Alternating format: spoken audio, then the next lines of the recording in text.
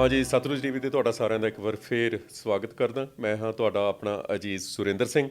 ਅਸੀਂ ਗੱਲਬਾਤ ਕਰ ਰਹੇ ਹਾਂ ਜਿਹੜੀ ਕਾਂਗਰੈਸ਼ਨਲ ਬਰੀਫਿੰਗ ਜਿਹੜੀ ਬੀਤੀ ਕੱਲ੍ਹ ਹੋਈ ਆ ਉਹਦੇ ਬਾਰੇ।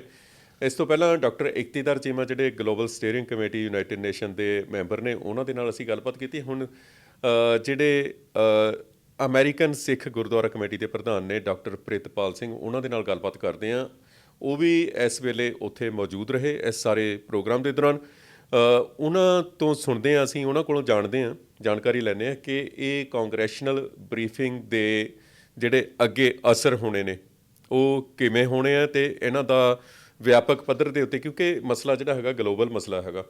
ਸੋ ਅੱਗੇ ਇਸ ਨੂੰ ਆਧਾਰ ਬਣਾ ਕੇ ਅਸੀਂ ਕਿਸ ਪੱਧਰ ਦੇ ਉੱਤੇ ਅਗਲੇ ਕਦਮ ਪੁੱਟ ਸਕਦੇ ਹਾਂ। ਸੋ ਡਾਕਟਰ ਪ੍ਰਿਤਪਾਲ ਸਿੰਘ ਜੀ ਸਾਡੇ ਨਾਲ ਮੌਜੂਦ ਨੇ। ਡਾਕਟਰ ਸਾਹਿਬ, ਸਵਾਗਤ ਹੈ ਤੁਹਾਡਾ। ਵਾਹਿਗੁਰੂ ਜੀ ਕਾ ਖਾਲਸਾ, ਵਾਹਿਗੁਰੂ ਜੀ ਕੀ ਫਤਿਹ ਜੀ। ਵਾਹਿਗੁਰੂ ਜੀ ਕਾ ਖਾਲਸਾ, ਵਾਹਿਗੁਰੂ ਜੀ ਕੀ ਫਤਿਹ ਜੀ।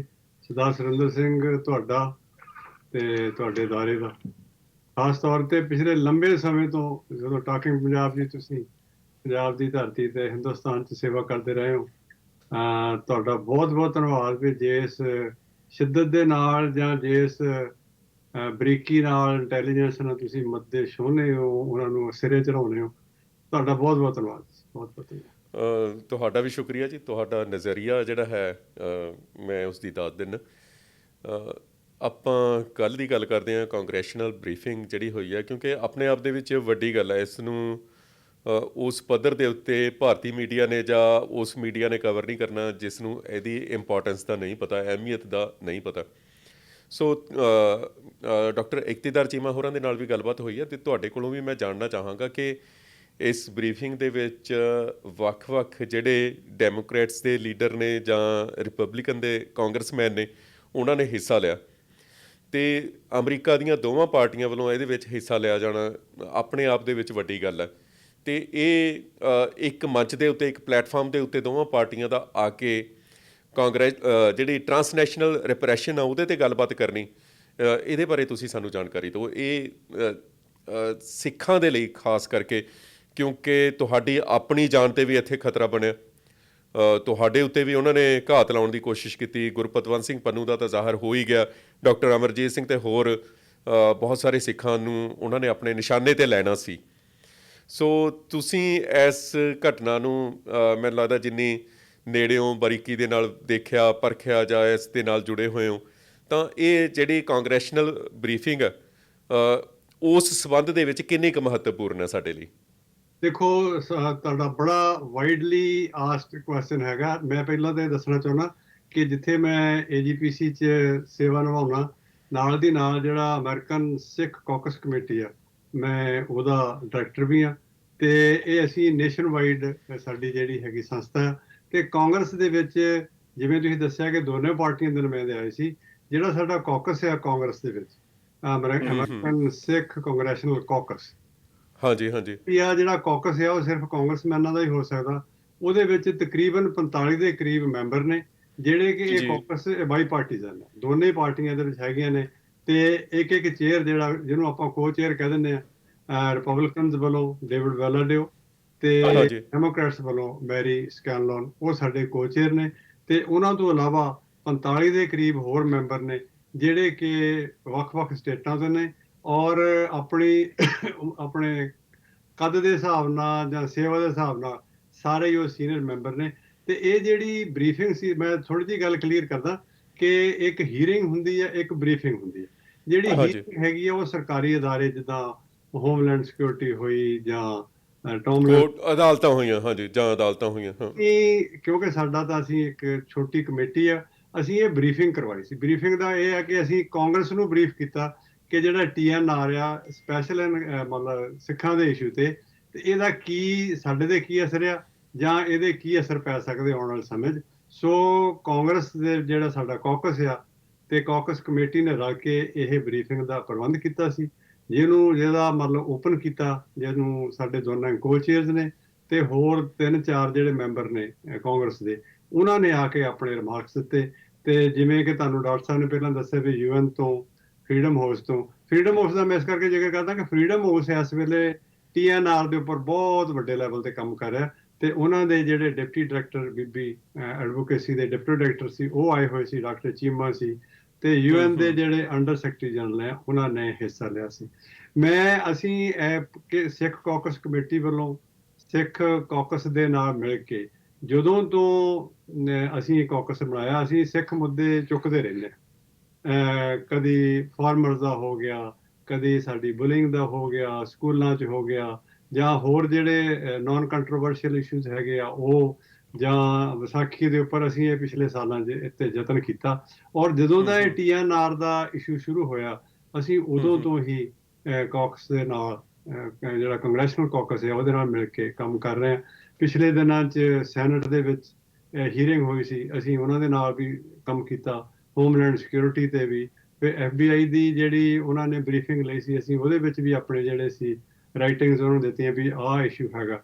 ਤੇ ਅਸੀਂ ਨਾਲ ਦੀ ਨਾਲ ਅਸੀਂ ਜਿਹੜੇ ਇੱਥੋਂ ਦੇ ਸਾਡੇ ਪ੍ਰੈਜ਼ੀਡੈਂਟ ਨੇ ਅਮਰੀਕਾ ਦੇ, ਜੋ ਬਾਈਡਨ, ਇੱਕ ਸਿੱਖ ਡੈਲੀਗੇਸ਼ਨ ਦਸੰਬਰ ਦੇ ਵਿੱਚ ਅਸੀਂ ਉਹਨਾਂ ਨੂੰ ਵੀ ਮਿਲ ਕੇ ਜਾਣਕਾਰੀ ਦਿੱਤੀ ਸੀ ਕਿ ਸਾਡੇ ਨਾਲ ਕੀ ਹੋ ਰਿਹਾ ਔਰ ਕੀ ਹੋ ਸਕਦਾ। ਔਰ ਉਹਨਾਂ ਨੇ ਵੀ ਸਾਨੂੰ ਭਰੋਸਾ ਦਿਵਾਇਆ ਸੀ ਕਿ ਅਸੀਂ ਕੋਈ ਗੱਲ ਐਸੀ ਨਹੀਂ ਛੱਡਾਂਗੇ, ਆਪਣੇ ਜਿਹੜੇ ਸਿਟੀਜ਼ਨਸ ਦੀ ਅਸੀਂ ਪੂਰੀ ਸੁਰੱਖਿਆ ਕਰਾਂਗੇ।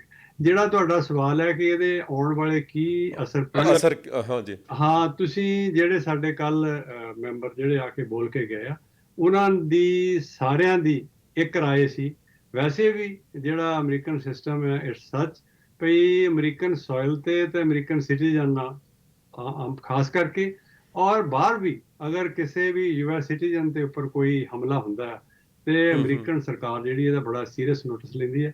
ਔਰ ਉਹਨਾਂ ਨੇ ਇਹ ਗੱਲ ਬੜੀ ਵਾਜ਼ਿਹ ਤੌਰ ਤੇ ਕਹੀ ਆ, ਖਾਸ ਤੌਰ ਤੇ ਜਿਹੜੇ ਮਾਈਨੋਰਟੀ ਵਿਪ ਸੀਗੇ ਉਹਨਾਂ ਨੇ, ਜਿਹੜੇ ਕੈਥਰੀਨ ਕਲਾਰਕ, ਉਹ ਬੜੇ ਸੀਨੀਅਰ ਮੈਂਬਰ ਨੇ, ਡਿਪਟੀ ਸਪੀਕਰ ਵੀ ਰਹੇ ਨੇ ਪਹਿਲਾਂ ਉਹਨਾਂ ਨੇ 2-3 ਮਿੰਟ ਦੀ ਸਪੀਚ ਵਿੱਚ ਹੀ ਸਾਰੀਆਂ ਗੱਲਾਂ ਕਲੀਅਰ ਕਰਤੀਆਂ ਵੀ ਅਸੀਂ ਸਿੱਖਾਂ ਦੇ ਨਾਲ ਇਸ ਘੜੀ ਤੇ ਖੜੇ ਆ। ਤੇ ਅਗਰ ਜਿਹੜੀ ਸਾਡੀ ਫਸਟ ਅਮੈਂਡਮੈਂਟ ਆ, ਉਹਦਾ ਮਤਲਬ ਇਹੀ ਆ ਵੀ ਹਰ ਇੱਕ ਨੂੰ ਸਾਡਾ, ਹਰ ਇੱਕ ਜਿਹੜਾ ਵਿਅਕਤੀ ਆ ਉਹਦੀ ਜਿਹੜੀ ਉਹਨੂੰ ਅਧਿਕਾਰ ਆ ਇੱਥੇ ਰਹਿਣ ਦਾ, ਜਿਉਣ ਦਾ, ਆਪਣੇ ਢੰਗ ਨਾਲ ਰਹਿਣ ਦਾ। ਜਿਹੜੀ ਤੁਸੀਂ ਧਾਰਮਿਕ ਆਜ਼ਾਦੀ ਆ ਉਹਨੂੰ ਪੂਰੀ ਆ। ਅਗਰ ਕਿਸੇ ਨੇ ਪਿਛਲੇ ਅੱਜ ਤੱਕ ਅਸੀਂ ਇੱਥੇ ਕੋਈ ਘਟਨਾ ਹੋਣ ਨਹੀਂ ਦਿੱਤੀ, ਔਰ ਅੱਜ ਹੋਣ ਵੀ ਨਹੀਂ ਦੇਵਾਂਗੇ, ਔਰ ਫਿਊਚਰ ਵਿੱਚ ਵੀ ਅਸੀਂ ਪੂਰੀ ਕੋਸ਼ਿਸ਼ ਕਰਾਂਗੇ ਕਿ ਇਸ ਧਰਤੀ ਤੇ ਆ ਕੇ ਜਾਂ ਇਸ ਧਰਤੀ ਤੋਂ ਬਾਹਰ ਵੀ ਕਿਸੇ ਵੀ ਜਿਹੜਾ ਅਮਰੀਕਨ ਸਿਟੀਜ਼ਨ ਆ ਉਹਦਾ ਤਾਂ ਕੋਈ ਨੁਕਸਾਨ ਨਾ ਹੋਵੇ। ਔਰ ਨਾਲ ਦੀ ਨਾਲ ਸਾਡਾ ਇਹ ਮਕਸਦ ਸੀ ਕਿ ਇਕੱਲੀ ਸਿੱਖਾਂ ਦੀ ਇਸ਼ੂ ਨਹੀਂ ਹੈਗਾ, ਇਹ ਜੋ ਕੁਝ ਹੋ ਰਿਹਾ ਇਹ ਅਮਰੀਕਾ ਦੇ ਉੱਪਰ ਹਮਲਾ। ਅਸੀਂ ਐਜ਼ ਏ ਸਿੱਖ ਅਸੀਂ ਜ਼ਰੂਰ ਆਪਣੇ ਸਿੱਖਾਂ ਦੀ ਸੁਰੱਖਿਆ ਦੀ ਗੱਲ ਕਰ ਰਹੇ ਹਾਂ, ਪਰ ਇਹ ਇਕੱਲੀ ਜਿਹੜੀ ਸਿੱਖਾਂ ਦੀ ਇਸ਼ੂ ਨਹੀਂ ਹੈਗਾ, ਇਹ ਜਿਹੜੀ ਯੂਨਾਈਟਿਡ ਸਟੇਟਸ ਦੇ ਜਿਹੜੇ ਸਿਟੀਜ਼ਨਸ ਆ ਉਹ ਕੋਈ ਵੀ ਹੋਣ, ਇਹ ਉਹਨਾਂ ਦੀ ਸੁਰੱਖਿਆ ਦਾ, ਉਹਨਾਂ ਦੀ ਜਿਹੜੀ ਸੋਵਰੈਂਟੀ ਆ ਉਹਦਾ, ਉਹਨਾਂ ਦੀ ਧਾਰਮਿਕ ਆਜ਼ਾਦੀ, ਜਿਹਦੇ ਵਾਸਤੇ ਕਿ ਅਮਰੀਕਾ ਦੇ ਜਿਹੜੇ ਪਿਲਰਸ ਆ, ਸਟਰੋਂਗ ਪਿਲਰਸ ਨੇ। ਔਰ ਜਿਹੜੀਆਂ ਸਿੱਖਾਂ ਦੀਆਂ ਤੇ ਅਮਰੀਕਾ ਦੀਆਂ ਜਿਹੜੀਆਂ ਫਾਊਂਡੇਸ਼ਨਸ ਨੇ ਜਾਂ ਜਿਹੜੀਆਂ ਵੈਲਿਊਜ਼ ਨੇ ਉਹ ਸੇਮ। ਅਸੀਂ ਵੀ ਆਪਣੀ ਜਾਨ ਦੀ ਪਰਵਾਹ ਨਾ ਕਰਦੇ ਹੋਏ ਕਿਸੇ ਦੂਸਰੇ ਦੀ ਰੱਖਿਆ ਵੀ ਕਰਦੇ, ਜੋ ਸਾਡੇ ਗੁਰੂ ਸਾਹਿਬ ਦਾ ਆਦੇਸ਼ ਹੈ ਕਿ ਜਿਹੜਾ ਪੈ ਕਾਹੂ ਕੋ ਦੇਤ ਨਾ ਪੈ ਇੱਕ ਤੈ ਹੋ ਗਿਆ। ਫਿਰ ਜਿਹੜਾ ਬੜੀ ਪਾਤਸ਼ਾਹ ਨੇ ਇੱਕ ਗੱਲ ਕਹੀ ਸੀ, ਤਿਲਕ ਜੰਜੂ ਰਾਖਾ ਪ੍ਰਭ ਤਾਕਾ, ਸਾਡਾ ਨਹੀਂ ਦੂਜਿਆਂ ਦਾ, ਉਹਦੇ ਵਾਸਤੇ ਮਤਲਬ ਗੁਰੂ ਸਾਹਿਬ ਨੇ ਆਪਣਾ ਸੀਸ ਦਿੱਤਾ। ਤੇ ਅਸੀਂ ਜਿੱਥੇ ਲੋਕਾਂ ਦੀ ਸੁਰੱਖਿਅਤਾ ਦਾ ਧਿਆਨ ਰੱਖਦੇ ਹਾਂ, ਆਪਣਾ ਤਾਂ ਰੱਖਾਂਗੇ ਹੀ। ਮੈਂ ਇਹ ਯਤਨ ਕਰ ਰਿਹਾ ਕਿ ਅਮਰੀਕਨ ਵੈਲਿਊਜ਼ ਤੇ ਸਿੱਖ ਵੈਲਿਊਜ਼ ਇਹ ਸੇਮ ਨੇ। ਔਰ ਸਾਨੂੰ ਕੱਲ ਦੀ ਬਰੀਫਿੰਗ ਵਿੱਚ ਇਹ ਪੂਰਾ ਭਰੋਸਾ ਦਿਵਾਇਆ ਗਿਆ। ਔਰ ਜਿਹਦੇ ਵਿੱਚ ਬਹੁਤ ਵੱਡੀ ਗੱਲ ਹੋਈ ਹੈ, ਡਾਕਟਰ ਸਾਹਿਬ ਨੇ ਵੀ ਉਸ ਗੱਲ ਦਾ ਜ਼ਿਕਰ ਕੀਤਾ ਕਿ ਜਿਹੜੇ UN ਦੇ ਅੰਡਰ ਸੈਕਟਰੀ ਜਨਰਲ ਸੀਗੇ ਆਏ ਹੋਏ ਪ੍ਰੋਗਰਾਮ ਦੇ ਵਿੱਚ, ਉਹਨਾਂ ਨੇ ਕਿਹਾ ਕਿ ਮੈਂ ਜਿੰਨੇ ਵੀ ਨੇਸ਼ਨ ਇਹਦੇ ਵਿੱਚ ਮੈਂਬਰ ਨੇ UN ਦੇ ਵਿੱਚ, ਅਸੀਂ ਉਹਨਾਂ ਨੂੰ ਲਿਖ ਕੇ ਇਨਫੋਰਮ ਕਰਾਂਗੇ ਔਰ ਉਹਨਾਂ ਦੀ ਸਲਾਹ ਲਵਾਂਗੇ ਕਿ ਹਿੰਦੁਸਤਾਨ ਦੀ ਜਿਹੜੀ ਸਰਕਾਰ ਆ, ਜਿਹੜਾ ਇਹੋ ਟਰਾਂਸਨੈਸ਼ਨਲ ਰਿਪਰੈਸ਼ਨ ਕਰ ਰਹੀ ਆ, ਇਹਦੇ ਕੀ ਅਸਰ ਪੈ ਸਕਦੇ। ਸੋ ਇਹਨਾਂ ਸਾਰੀ ਗੱਲਾਂ ਨੂੰ ਜੇ ਅਸੀਂ ਮੱਦੇਨਜ਼ਰ ਰੱਖੀਏ ਤਾਂ ਆਈ ਥਿੰਕ ਇਹ ਇੱਕ ਬੜੀ ਪਾਵਰਫੁਲ ਕੱਲ ਦੀ ਮੀਟਿੰਗ ਸੀ। ਔਰ ਆਉਣ ਵਾਲੇ ਸਮੇਂ ਦੇ ਵਿੱਚ ਜਿਹੜਾ ਸਾਡਾ ਯਤਨ ਹੋਏਗਾ ਕਿ ਇੱਥੋਂ ਦੀ ਕਾਂਗਰਸ ਦੇ ਵਿੱਚ, ਮਤਲਬ ਸੈਨੇਟ ਵਿੱਚ ਅਤੇ ਹਾਊਸ ਦੇ ਵਿੱਚ, ਦੋ ਇਹਦੇ ਸੰਬੰਧ ਵਿੱਚ ਜਿਹੜੇ ਬਿੱਲ ਆ ਉਹ ਪੈਂਡਿੰਗ ਨੇ। ਅਸੀਂ ਯਤਨ ਕਰ ਰਹੇ ਹਾਂ ਕਿ ਉਹ ਪਾਸ ਹੋ ਜਾਣ ਤਾਂ ਕਿ ਜਿਹੜਾ ਟੂਲਸ ਹੋ ਜਾਂਦੇ ਆ ਫਿਰ ਇਹਨੂੰ ਨਜਿੱਠਣ ਵਾਸਤੇ, ਉਹਨਾਂ ਨੂੰ ਸਜ਼ਾ ਦੇਣ ਵਾਸਤੇ, ਅਗਰ ਕੋਈ ਇਹਨਾਂ ਚੀਜ਼ਾਂ ਦੀ ਉਲੰਘਣਾ ਕਰਦਾ ਤੇ ਉਹਨਾਂ ਦੇ ਨਾਲ ਕਰੜੇ ਹੱਥੀਂ ਜਿਹੜਾ ਹੈਗਾ ਉਹ ਨਿਪਟਿਆ ਜਾ ਸਕਦਾ ਜੀ।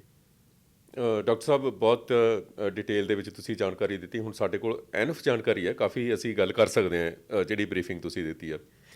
ਕੀ ਇਸ ਬਰੀਫਿੰਗ ਦੇ ਵਿੱਚ ਇਕਤੇਦਾਰ ਚੀਮਾ ਹੋਰਾਂ ਨੇ ਦੱਸਿਆ ਕਿ ਕਿਸਾਨ ਸੰਘਰਸ਼ ਬਾਰੇ ਵੀ ਗੱਲਬਾਤ ਹੋਈ, ਕਿਸ ਪੱਖ ਦੇ ਉੱਤੋਂ ਕਿਸਾਨ ਸੰਘਰਸ਼ ਦੀ ਗੱਲਬਾਤ ਹੋਈ? ਕਿਉਂਕਿ ਉਹਨਾਂ ਨੇ ਇਹ ਵੀ ਜਾਣਕਾਰੀ ਦਿੱਤੀ ਕਿ ਕੈਥਰੀਨ ਕਲਾਰਕ ਜਿਹੜੇ ਵਿਪ ਨੇ ਹੈ ਨਾ, ਤੇ ਉਹਨਾਂ ਨੇ ਤੇ ਬਾਕੀ ਜਿਹੜੇ ਬੁਲਾਰੇ ਸੀ ਉੱਥੇ ਕਾਂਗਰਸਮੈਨ ਸੀ, ਉਹਨਾਂ ਨੇ ਵੀ ਕਿਸਾਨ ਸੰਘਰਸ਼ ਦੀ ਹਮਾਇਤ ਦਾ ਐਲਾਨ ਵੀ ਕੀਤਾ। ਦੇਖੋ ਮੈਂ ਨਾ ਇੱਕ ਬੇਸਿਕ ਗੱਲ ਕੀ ਆ, ਜਿਹੜਾ ਰੌਲਾ ਅੱਜ ਕੱਲ੍ਹ ਇੰਡੀਆ ਦੇ ਵਿੱਚ ਹੈ ਨਾ ਕਿਸਾਨਾਂ ਦੇ ਪ੍ਰਤੀ, ਉਹ ਇੱਥੇ ਆਲਰੇਡੀ ਹੈਗਾ।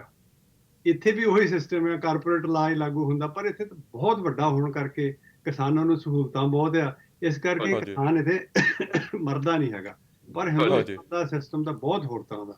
ਜਿਹੜਾ ਇਹਨਾਂ ਦਾ ਮੌਕਫ ਆ, ਪਿਛਲੇ ਸਮੇਂ ਜਦੋਂ ਇੱਥੋਂ ਦੇ ਕਾਂਗਰਸਮੈਨਾਂ ਨੇ ਸਾਡੀ ਹਮਾਇਤ ਕੀਤੀ, ਸੈਨੇਟ ਵਿੱਚ ਸਾਨੂੰ ਹਮਾਇਤ ਮਿਲੀ, ਉਹਦਾ ਮੇਨ ਮਕਸਦ ਇਹ ਸੀਗਾ ਕਿ ਇਹਨਾਂ ਦੇ ਜਿਹੜੇ ਰਾਈਟਸ ਹੈਗੇ ਆ ਉਹ ਵਾਇਲੇਟ ਨਾ ਹੋਣ, ਫਰੀडम ਟੂ ਐਕਸਪ੍ਰੈਸ, ਇਹਨਾਂ ਨੂੰ ਆਪਣਾ ਜਿਹੜਾ ਹੈਗਾ ਮੁਜ਼ਾਹਰੇ ਦਾ ਅਧਿਕਾਰ ਹੋਵੇ, ਇਹਨਾਂ ਨੂੰ ਆਪਣੀ ਗੱਲ ਕਰਨ ਦਾ ਅਧਿਕਾਰ ਹੋਵੇ। ਸੋ ਬੇਸਿਕਲੀ ਜਿਹੜੇ ਅਮਰੀਕਨ ਕਾਂਗਰਸਮੈਨ ਨੇ ਜਾਂ ਅਮਰੀਕਾ ਦੇ ਜਿਹੜੇ ਕਾਨੂੰਨਦਾਨ ਨੇ, ਉਹ ਇਸ ਗੱਲ ਤੇ ਸਾਡੀ ਹਮਾਇਤ ਕਰ ਰਹੇ ਕਿ ਐਟ ਲੀਸਟ ਇਹਨਾਂ ਦੇ ਨਾਲ ਜਿਹੜੀਆਂ ਇਹਨਾਂ ਦੀਆਂ ਮੁਸ਼ਕਲਾਂ ਹੈਗੀਆਂ, ਤੁਸੀਂ ਬੈਠ ਕੇ ਇਹਨਾਂ ਨਾਲ ਗੱਲ ਕਰੋ ਔਰ ਇਹਨਾਂ ਦੀਆਂ ਮੁਸ਼ਕਲਾਂ ਨੂੰ ਦੂਰ ਕਰਨ ਦੀ ਕੋਸ਼ਿਸ਼ ਕਰੋ, ਨਾ ਕਿ ਕੋਈ ਹੋਰ ਹੈ। ਅਦਰਵਾਈਜ਼ ਬੇਸਿਕਲੀ ਜੋ ਕੁਛ ਇੰਡੀਆ 'ਚ ਉਹ ਬਣਾਉਣ ਜਾ ਰਹੇ ਆ, ਉਹ ਇੱਥੇ ਆਲਰੇਡੀ ਬਣਿਆ ਹੋਇਆ। ਇੱਥੋਂ ਦੇ ਕਿਸਾਨ ਵੀ ਇਸ ਗੱਲ ਤੋਂ ਦੁਖੀ ਆ, ਪਰ ਕਿਉਂਕਿ ਇੱਥੇ ਗਵਰਨਮੈਂਟ ਦੀ ਸਪੋਰਟ ਬਹੁਤ ਹੈ, ਇਨਫਰਾਸਟ੍ਰਕਚਰ ਜਿਹੜਾ ਇਸ ਤਰ੍ਹਾਂ ਦਾ ਵੀ ਕਿਸਾਨ ਡਿੱਗਦਾ ਨਹੀਂ ਹੈਗਾ। ਸਾਡੇ ਤਾਂ ਏਕੜ ਦੇ ਅਸੀਂ ਮਾਲਕ ਹਾਂ ਤੇ ਉਹਦੇ ਤਾਂ ਬਹੁਤ ਔਖਾ। ਫਿਰ ਬੇਸਿਕਲੀ ਮੈਂ ਤੁਹਾਡੇ ਸਵਾਲ ਦਾ ਇਹ ਜਵਾਬ ਦਿੰਦਾ ਕਿ ਇਹਨਾਂ ਨੇ ਜਿਹੜੀ ਮੂਵਮੈਂਟ ਹੁਣ ਕਿਸਾਨੀ ਦੀ ਨਵੀਂ ਸ਼ੁਰੂ ਹੋਈ ਆ ਉੱਥੇ, ਜਿਹਦੇ ਵਿੱਚ ਉਹਨਾਂ ਨੇ 2 ਸਾਲ ਹੋ ਗਏ ਕੁਝ ਹੋਇਆ ਨਹੀਂ, ਹੁਣ ਨਵੇਂ ਸਿਰੋਂ ਗੱਲ ਉੱਠੀ ਆ ਵੀ ਭਾਈ ਜਿਹੜੇ ਸਾਡੇ ਨਾਲ ਤੁਸੀਂ ਵਾਅਦੇ ਕੀਤੇ ਸੀ ਪੂਰੇ ਤੇ ਕਰੋ। ਉਸ ਗੱਲ ਤੇ ਜਿਹੜੀ ਕਾਂਗਰਸ ਆ ਤੇ ਜਿਹੜੇ ਸਾਡੇ ਕੱਲ ਲੀਡਰ ਆਏ ਹੋਏ ਸੀ, ਉਹਨਾਂ ਨੇ ਇਸ ਗੱਲ ਨੂੰ, ਕਿਉਂਕਿ ਦੇਖੋ ਅਸੀਂ ਉਹਨਾਂ ਨੂੰ ਦੱਸਿਆ ਵੀ ਉਹਨਾਂ ਨੂੰ ਇਜਾਜ਼ਤ ਹੀ ਨਹੀਂ ਹੈਗੀ, ਉਹਨਾਂ ਦੇ ਮਤਲਬ ਡਰੋਨ ਦੇ ਨਾਲ ਹਮਲੇ ਕੀਤੇ ਜਾ ਰਹੇ ਆ, ਇਹ ਗੱਲ ਛੱਡੀ ਜਾ ਰਹੀ ਆ, ਉਹਨਾਂ ਨੂੰ ਮਤਲਬ ਆਪਣੀ ਗੱਲ ਕਹਿਣ ਦਾ ਰਾਈਟ ਨਹੀਂ ਹੈਗਾ। ਇਹਨਾਂ ਨੇ ਬੇਸਿਕਲੀ ਇਸ ਗੱਲ ਤੇ ਚਿੰਤਾ ਪ੍ਰਗਟ ਕੀਤੀ ਹੈ ਵੀ ਤੁਸੀਂ ਇਹਨਾਂ ਦੀ ਗੱਲ ਤਾਂ ਸੁਣੋ, ਇਹਨਾਂ ਨਾਲ ਬੈਠ ਕੇ ਗੱਲ ਕਰੋ, ਇਹਨਾਂ ਦੀ ਮੁਸ਼ਕਲਾਂ ਹੱਲ ਕਰਨ ਦੀ ਕੋਸ਼ਿਸ਼ ਕਰੋ ਜੀ। ਬਹੁਤ ਧੰਨਵਾਦ ਜੀ ਤੁਹਾਡਾ, ਤੁਸੀਂ ਇੰਨੇ ਵੱਡੇ ਪੱਧਰ ਦੇ ਉੱਤੇ ਤੁਸੀਂ ਇਸ ਘੱਟੋ ਘੱਟ ਬਰੀਫਿੰਗ ਤੱਕ ਲੈ ਕੇ ਗਏ ਇਸ ਮਸਲੇ ਨੂੰ, ਖਾਸ ਕਰਕੇ ਟਰਾਂਸਨੈਸ਼ਨਲ ਰਿਪਰੈਸ਼ਨ ਨੂੰ, ਜਿਹਦੇ 'ਚ ਸਿੱਖਾਂ ਨੂੰ ਟਾਰਗੇਟ ਕੀਤਾ ਜਾਣਾ ਸੀ। ਕੁਛ ਸਿੱਖਾਂ ਨੂੰ ਤਾਂ ਟਾਰਗੇਟ ਕੀਤਾ ਵੀ ਗਿਆ, ਕੁਛ ਕਰੀਮ ਜਿਹੜੇ ਨੌਜਵਾਨ ਲੀਡਰ ਸੀ ਸਿੱਖਾਂ ਦੇ, ਫਰੀडम ਫਾਈਟਰ ਸੀ, ਉਹਨਾਂ ਨੂੰ ਤਾਂ ਟਾਰਗੇਟ ਕੀਤਾ ਵੀ ਗਿਆ, ਅਤੇ ਕੁਛ 94 ਉਹਦਾ 'ਚ ਤੁਹਾਡਾ ਵੀ ਨਾਮ ਆ ਰਿਹਾ ਸੀ ਕਿ ਤੁਹਾਨੂੰ ਵੀ ਟਾਰਗੇਟ ਕੀਤਾ ਜਾਣਾ ਉਸ ਦੇ ਵਿੱਚ। ਅਤੇ ਤੁਸੀਂ ਇਸ ਬਰੀਫਿੰਗ ਨੂੰ ਅੰਜਾਮ ਦੇ ਕੇ ਉਸ ਪੱਧਰ ਦੇ ਉੱਤੇ ਤੁਸੀਂ ਗੱਲਬਾਤ ਕਰਕੇ ਇੱਕ ਤਰ੍ਹਾਂ ਦੀ ਵਧਾਈ ਦੇ ਹੱਕਦਾਰ ਹੋ ਤੁਸੀਂ, ਅਤੇ ਉਮੀਦ ਕਰਦੇ ਹਾਂ ਕਿ ਸਿੱਖਾਂ ਦੇ ਮਸਲਿਆਂ ਦੇ ਉੱਤੇ ਤੁਸੀਂ ਇਸੇ ਤਰੀਕੇ ਦੇ ਨਾਲ ਅੱਗੋਂ ਲਈ ਵੀ ਗੱਲਬਾਤ ਕਰਦੇ ਰਹੋਗੇ। ਸ਼ੁਕਰੀਆ ਤੁਹਾਡਾ ਬਹੁਤ ਬਹੁਤ। ਵਾਹਿਗੁਰੂ ਜੀ ਕਾ ਖਾਲਸਾ, ਵਾਹਿਗੁਰੂ ਜੀ ਕੀ ਫਤਿਹ। ਸੋ ਇਹ ਸਨ ਡਾਕਟਰ ਪ੍ਰਿਤਪਾਲ ਸਿੰਘ, ਅਮਰੀਕਨ ਸਿੱਖ ਗੁਰਦੁਆਰਾ ਪ੍ਰਬੰਧਕ ਕਮੇਟੀ ਦੇ ਪ੍ਰਧਾਨ ਅਤੇ ਸਿੱਖ ਕਾਕਸ ਦੇ ਕਨਵੀਨਰ, ਚੇਅਰਮੈਨ। ਸੋ ਇਹਨਾਂ ਦੇ ਨਾਲ ਗੱਲਬਾਤ ਕੀਤੀ ਅਸੀਂ। ਇਸ ਤੋਂ ਪਹਿਲਾਂ ਅਸੀਂ ਡਾਕਟਰ ਇਕਤੇਦਾਰ ਚੀਮਾ ਹੋਰਾਂ ਨਾਲ ਗੱਲਬਾਤ ਕੀਤੀ। ਹੁਣ ਮੈਂ ਤੁਹਾਨੂੰ ਦਿਖਾਉਣਾ ਕਿ ਵੱਖ-ਵੱਖ ਜਿਹੜੇ ਬੁਲਾਰੇ ਸੀ ਇਸ ਬਰੀਫਿੰਗ ਦੇ ਵਿੱਚ, ਕਾਂਗਰੈਸ਼ਨਲ ਬਰੀਫਿੰਗ ਦੇ ਵਿੱਚ, ਉਹਨਾਂ ਨੇ ਕੀ ਕਿਹਾ। ਦਿਖਾਵਾਂਗੇ ਛੋਟਾ ਉਹਨਾਂ ਦੀ ਪੂਰੀ ਰਿਪੋਰਟ ਅਸੀਂ ਬਾਅਦ ਦੇ ਵਿੱਚ ਪੇਸ਼ ਕਰਾਂਗੇ। The recent assassination attempt of a Sikh American on U.S. soil is extremely troubling. What we've seen going on around the world is something that we obviously need to pay close attention to and speak out and learn as much as we possibly can about. The United States was founded on the principles of freedom. One of the most important is the freedom of religion. It's critical that leaders in Congress and every level of government condemn transnational repression and work towards solutions. I think it's important that we work together on this. And as co-chair of the Sikh Caucus, I'll continue working to protect the civil rights of all Sikh citizens and religious minorities. As was mentioned, transnational repression, whether here in Canada or elsewhere, is something we are very concerned about. We have requested a briefing from the White House, and we will continue to pursue that. We know how important it is. We were just discussing some of the issues with respect to farmers' protests, again, becoming an issue. And obviously, the U.S. was founded upon principles of people being able to petition their government, of civil rights, of human rights. So we will look forward to continuing to work with you to promote that around the world, but particularly here at home. So we are very, very grateful for the political engagement of our Sikh community because genocide is not a crime that happens overnight. Situations where genocides have occurred show us that the commission of a crime is the last stage in a process. Genocide takes time, planning, and resources, and it's often the end point of years of discrimination, dehumanization, and smaller-scale violence against a group on the basis of identity, namely based on religion, race, ethnicity, or nationality. It can happen within the borders of a country, or can be the result of dynamics of a transnational nature. It can spill over into other countries or regions, or be the result of the spillover of tensions or conflict in neighboring countries or regions. So, ladies and gentlemen, I must say that genocides are preventable. But prevention requires us to understand and act when we see the early warning signs and risk factors for this crime.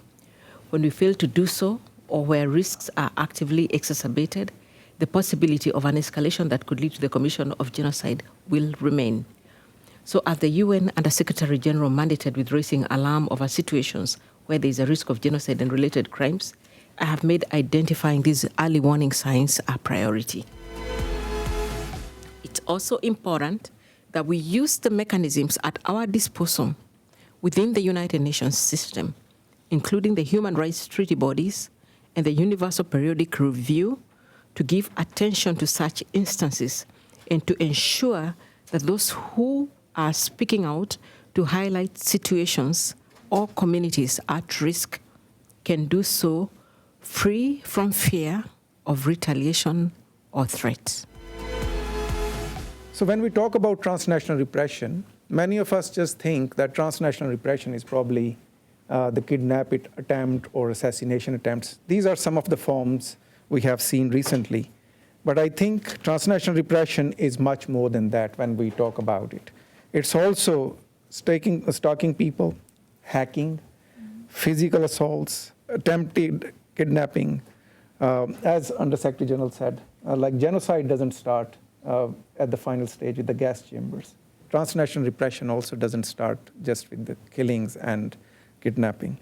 And it's also about threatening people, detaining them, and their family members back home, and also freezing assets, online disinformation campaigns. So most of you who are sitting here today has faced all of that, haven't you? Your families were persecuted back home, your assets were seized. When you visited the country of your origin, there were false cases of sedition against you. So more or less everyone sitting here is very much familiar what transnational repression is.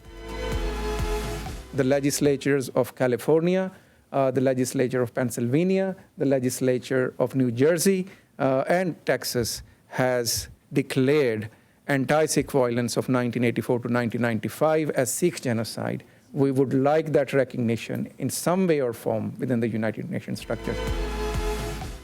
Speaking to so many who understand this, whether what is going on today with the farmers and some of those horrific transgressions that are going on, and we're aware and monitoring that, to what happened in Canada, to what happened here in our backyard. And quite frankly, I am somewhat disappointed that it has not risen to the level I believe it should be in scrutiny and making sure that people are held accountable.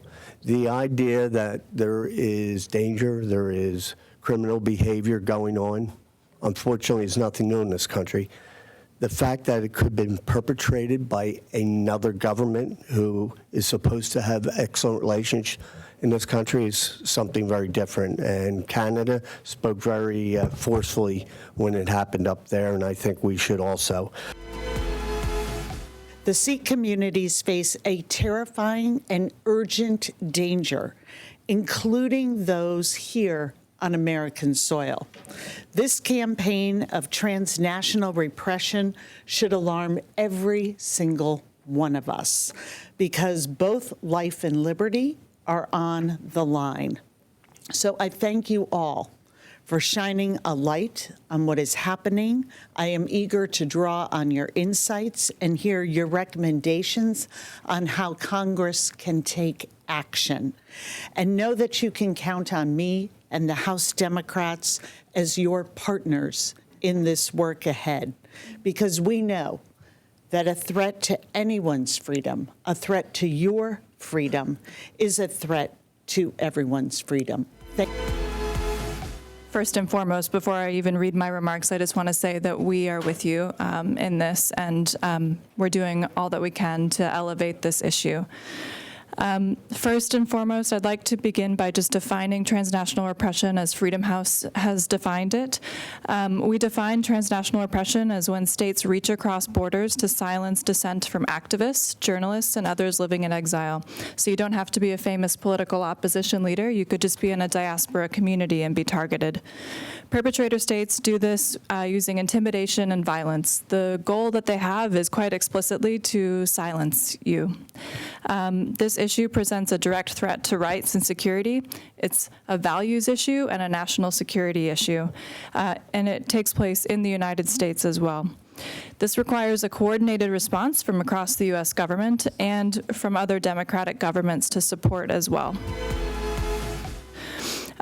We have observed 38 governments commit transnational repression. Unfortunately, India is one of those, in 91 countries around the world, and as I said, including the United States.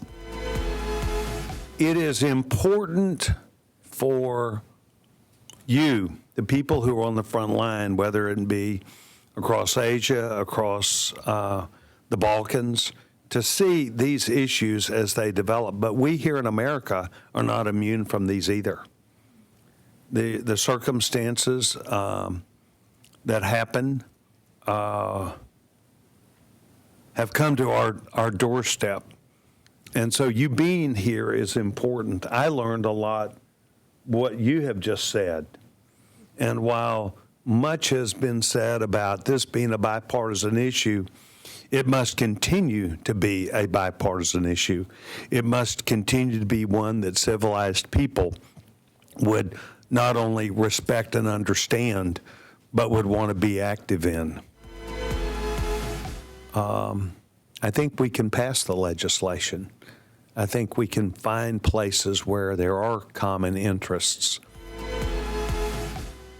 Ultimately, the work that they put into the articulation of an understanding of the threat that international repression puts on communities all across the world, and particularly here in the United States.